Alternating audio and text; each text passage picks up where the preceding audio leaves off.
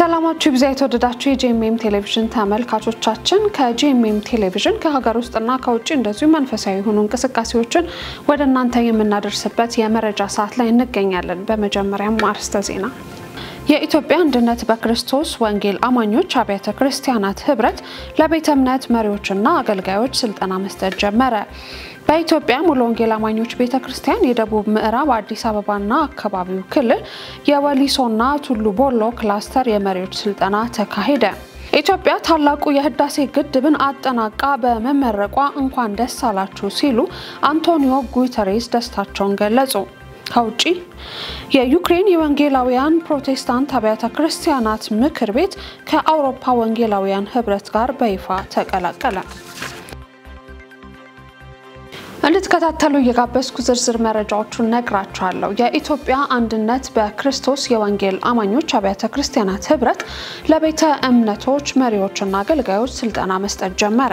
የኢትዮጵያ አንድነት በክርስቶስ ወንጌል አማኞች አብያተ ክርስቲያናት ህብረት ከሪፍት ቫሊ ግሎባል ሚሽን ጋር በመተባበር ደቀ መዝሙርነትን ማፍራትና የፍቅር ማህበረሰብን መገንባት በሚል ርዕስ ለህብረቱ አባል ቤተ እምነት መሪዎችና አገልጋዮች መስከረም 12 ቀን 2018 ዓመተ ምህረት በላይት ፎር ዘ ኔሽንስ ኢንተርናሽናል ቤተክርስቲያን ስልጠና መስጠት ጀምሯል።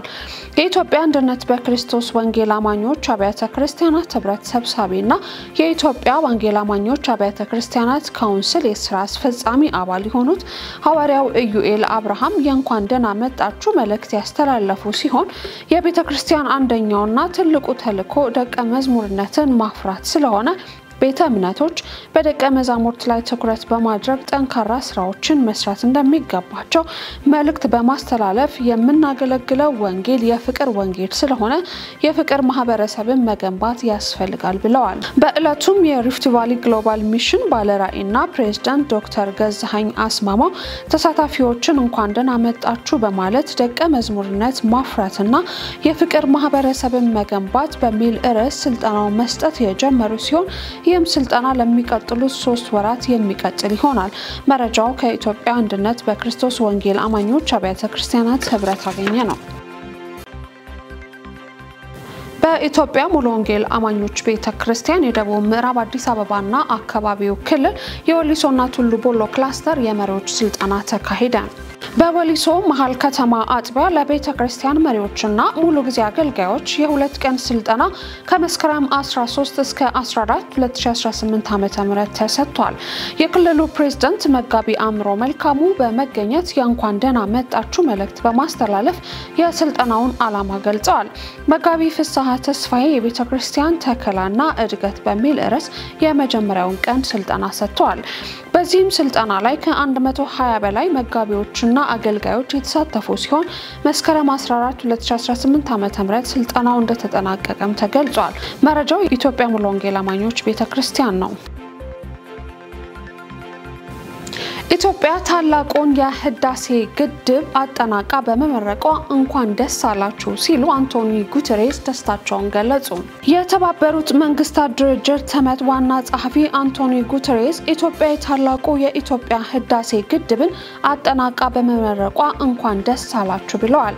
በተጨማሪም ሀገሪቱ የአየር ንብረት ጉባኤና ሌሎች ፕሮጀክቶችን በማስተናገድ ላስመዘገበችው ስኬት አድናቆታቸውን ገልጸዋል። ፕሬዝዳንት ታዬ አጽቀሥላሴ ከዋና ጸሐፊው ጋር በቀጠናውና በሌሎች ጉዳዮች ላይ ሰፊ ውይይት ማድረጋቸውን የውጭ ጉዳይ ሚኒስቴር አስታውቋል። በውይይታቸውም ሁለቱ ወገኖች በቀጠናው ብሎም በዓለም አቀፍ የጋራ ጉዳዮች ላይ መክረዋል። በተመሳሳይ ፕሬዝዳንት ታዬ ከ80ኛው የተባበሩት መንግስታት ጠቅላላ ጉባኤ ጎን ለጎን አፍሪካን በኤሌክትሪክ ለማዳረስ ዓላማ ያደረገው ተልዕኮ 300 ኢነርጂ ኢኒሺየቲቭ ላይ ተሳትፈዋል። ኢትዮጵያ ተልዕኮውን መቀላቀሏ እያካሄደችው ያለውን የኢነርጂ ማሻሻያ የሚያጠናክር እውቅና በመሆኑ ትልቅ ምዕራፍ ነው የተባለ ሲሆን ባለፈው ጥር ወር በታንዛኒያ በተዘጋጀው ተልዕኮ 300 ኢነርጂ ኢኒሺየቲቭ ስብሰባ ላይ ቡድን ውስጥ እንድትካተት ተደርጓል። አሁን ላይም ለአባልነት የሚያበቃትን ስትራቴጂና የትግበራ የጊዜ ሰሌዳዎችን በማዘጋጀት ቁርጠኝነቷን በድጋሚ ለማረጋገጥ የገባችውን ቃል በተግባር አረጋግጣ ኢኒሺየቲቭን ትቀላቀላለች። ዘገባው የፋና ነው። በተያያዘ መረጃ ኢትዮጵያ ግብጽ በህዳሴ ግድብ ላይ የምታራምደውን አቋም ለማህበራዊ ደህንነት ስጋት መሆኑ መግለጿ ታወቀ።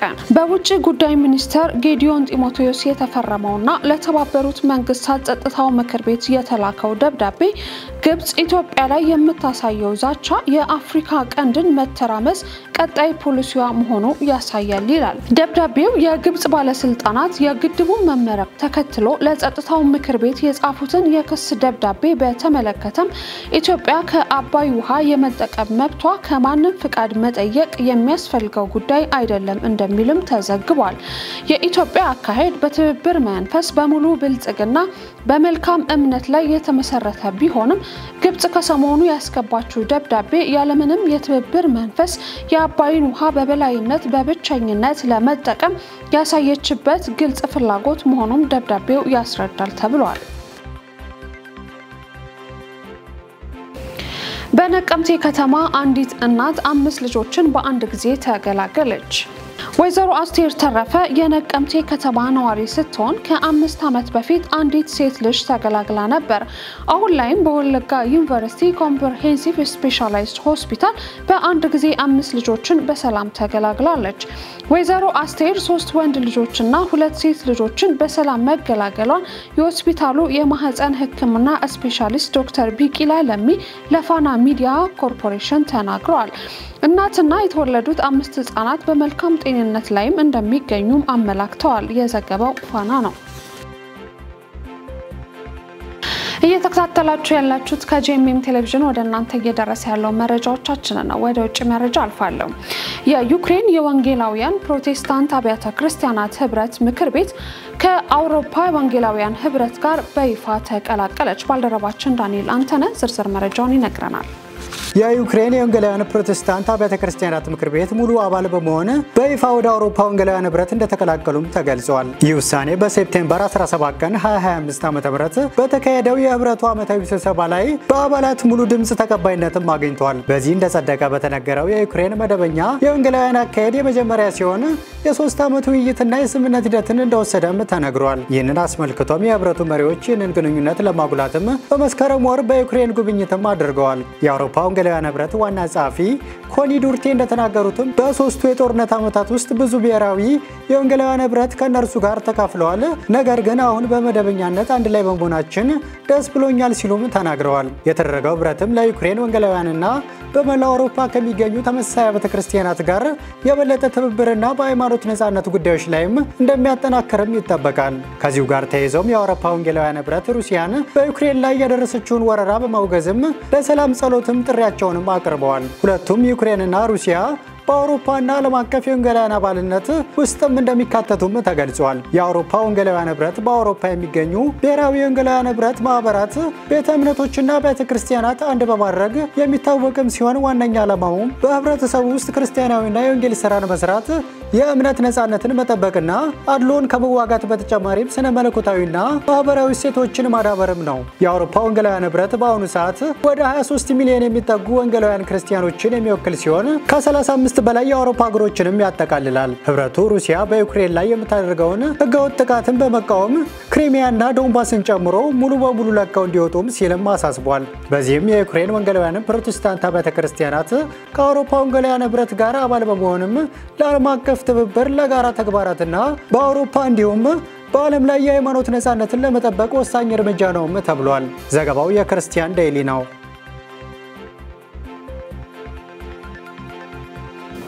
ዴንማርክ በውል ያልተለዩ ሰው አልባ አውሮፕላኖችን በኮፐንሃገን አየር ማረፊያ ላይ በመታየታቸው አገልግሎቷን መዝጋቷ ተሰማ። በዚህ ምክንያት ቢያንስ 15 በረራዎች ችግሩ እስኪቀረፍ ድረስ አቅጣጫቸውን እንዲቀይሩ ተደርገዋል። ከ2 እስከ 3 የሚሆኑ ድሮኖች በአየር ማረፊያ ላይ በመታየታቸው አየር መንገዱ ተዘግቷል ያሉት የተቋሙ ቃል አቀባይ ምንም አይነት በረራ ከኮፐንሃገንም ወደ ኮፐንሃገንም እየተደረገ እንዳልሆነ ጠቁመዋል።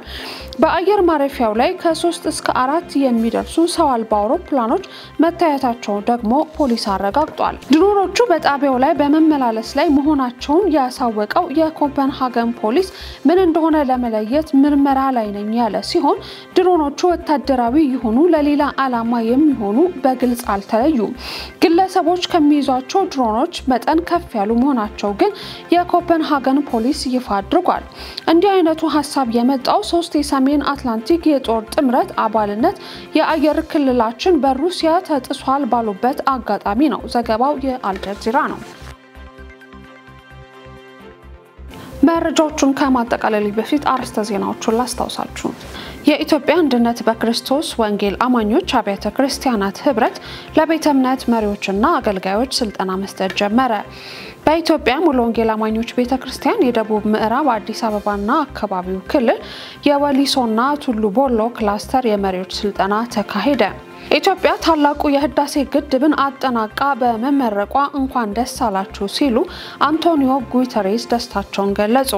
ከውጪ የዩክሬን የወንጌላውያን ፕሮቴስታንት አብያተ ክርስቲያናት ምክር ቤት ከአውሮፓ ወንጌላውያን ህብረት ጋር በይፋ ተቀላቀለ። ለዛሬ ያዝንላችሁ መረጃዎች እነዚሁ ነበሩ። ያዘጋጁላችሁ ነጻነት ዋቁማና ዳንኤል አንተነ ከመላው ስቱዲዮ ባለሙያዎች ጋር በጋራ በመሆን ነበር ወደ እናንተ ያደረስኩት። ሊያ ሳሙኤል ነኝ። ሌሎች የጄኤምኤም ቴሌቪዥን ፕሮግራሞች ይቀጥላሉ። መልካም ጊዜ